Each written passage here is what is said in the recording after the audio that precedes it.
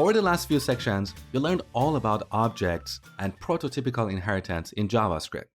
Now in ES6 or ES 2015, which is like the modern version of JavaScript, there is a new way to create objects and implement inheritance.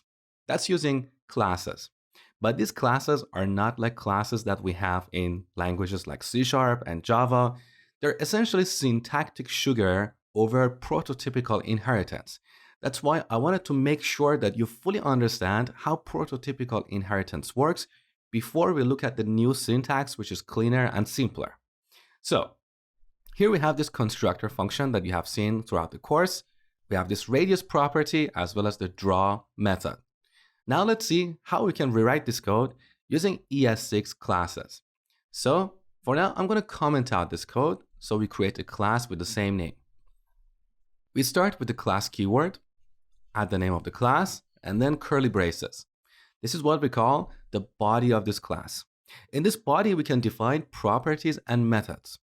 One special method that we have is called constructor, and we use that to initialize objects, just like this constructor function that we have here.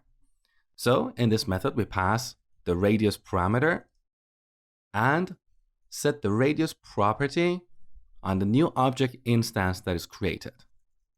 So that's our radius property. Now, if you want to define a method, we won't use this syntax. That's not how we do it. Instead, we define methods in the body of this class.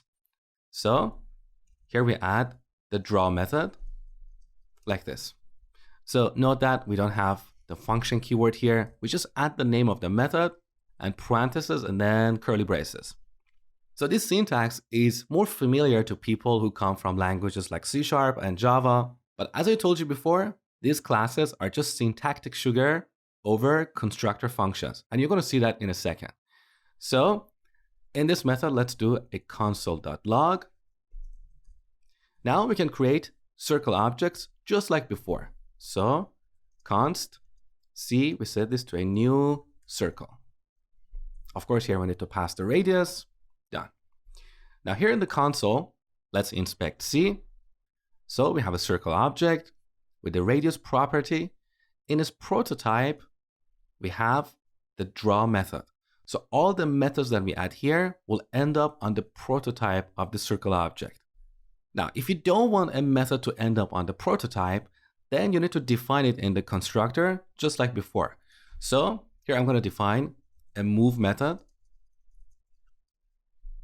Save the changes. Now let's inspect C. So here we have the move method on the object instance and the draw method on the prototype. So that's our circle object. Now let's look at the type of circle class. That's a function. So that's why I said these classes are essentially functions. They're constructor functions. Don't believe me? Let me show you. So if you head over to babel.js.io, you can see Babel. Babel is a JavaScript compiler.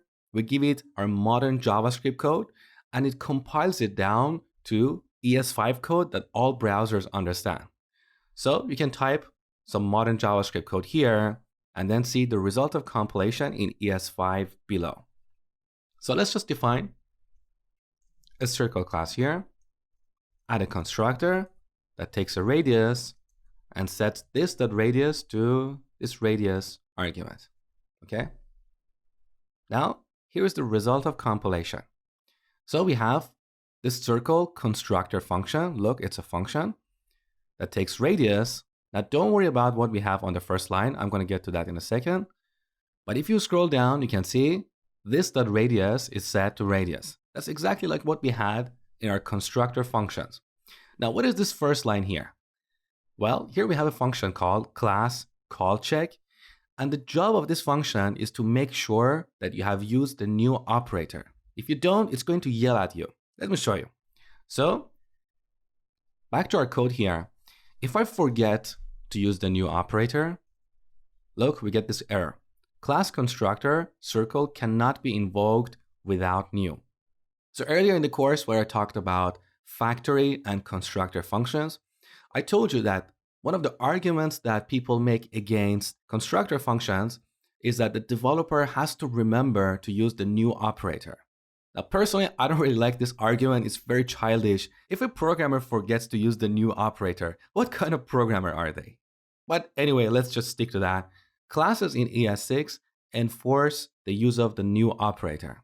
So that argument about the new operator, in my opinion, is no longer valid. Now, later in this section, when we get to inheritance, you will see that classes provide a cleaner syntax to implement inheritance than what you learned in the last section about prototypical inheritance. So that's the basic of classes. Over the next few lectures, we're going to look at classes in more detail.